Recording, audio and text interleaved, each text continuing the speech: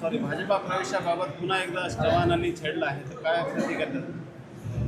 नाही, त्यांचं वक्तव्य असं होतं की राजकारणात काही होऊ शकते. त्यांचं म्हणणं चुकीचं नाही आहे, राजकारणात काही होऊ शकते. पण याच्यामध्ये मला वाटतं की पुढील काळामध्ये भाजपची बरीच मंडळी काँग्रेसमध्ये येणार आहेत आणि कोणती मंडळी येणार आहेत आम्ही तुम्हाला योग्य वेळी सांगू. धरणे आंदोलन आणि उद्या 16 तारखेला नांदेड शहर व जिल्हा काँग्रेस कमिटीच्या वतीने आम्ही कलेक्टर कचेरीसमोर धरणे आंदोलन करत आहोत. 11 ते 3च्या दरम्यामध्ये.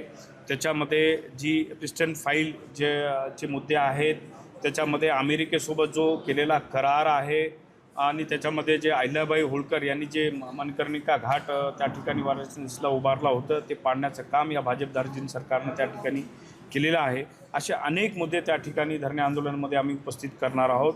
आणि 16 तारखेला सर्व नांदेड जिल्ह्यातील काँग्रेसचे पदाधिकारी त्या धरणे आंदोलनाला उपस्थित राहतात. सर, भाजपाकडून वारंवार आरोप केला जात आहे की लवकरच नांदेडला लोकसभेची पोटनिवडणूक होणार आहे आणि आपण विधान परिषद अशा पद्धतीचं चित्र तयार केलं होतं. आपण नाही, मला वाटतं की महानगरपालिकेमध्ये आम्ही भाजपला बरीच चांगली फाईट त्या ठिकाणी महापालिकेमध्ये दिलेली आहे. आमच्या 8 ते 10 जागा कमी अंतराच्या मताने 200-250 मताच्या अंतराने पराभूत झालेल्या आहेत.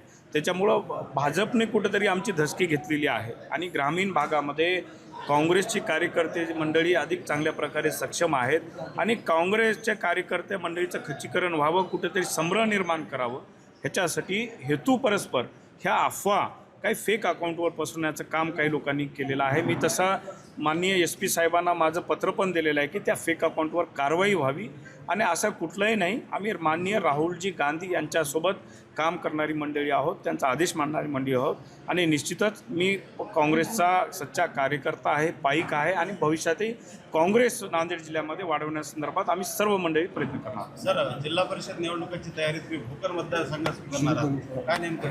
नाही, आज मुदखेडमध्ये आम्ही काँग्रेसची बैठक कार्यकर्त्याची घेत आहोत. त्याच्यामध्ये जिल्हा परिषदचा जो मतदारसंघातील कार्यकर्त्याकडून आम्ही आढावा घेणार आहोत आणि येणाऱ्या काळामध्ये प्रत्येक तालुक्यावर आमची काँग्रेसची कार्यकर्त्याचं मेळावा होईल आणि त्या माध्यमातून येणाऱ्या जिल्हा परिषदला आपण त्या ठिकाणी सक्षमप्रमाणे सगळ्या कार्यकर्त्यांनी सज्ज राहावं आणि सामोरे जावं, याच्यासाठी आम्ही सर्वजण प्रयत्नशील आहोत. भोकर पहिल्यांदा निवडले, काय कारण? नाही, आज भोकरला एक संपर्क कार्यालयाचं उद्घाटन होतं आणि त्या संपर्क कार्यालयाच्या उद्घाटनाच्या निमित्तानं सर्व शहर आणि तालुक्यातले सर्व काँग्रेसच्या मंडळीचा मेळावा आम्ही त्या ठिकाणी आयोजित केला.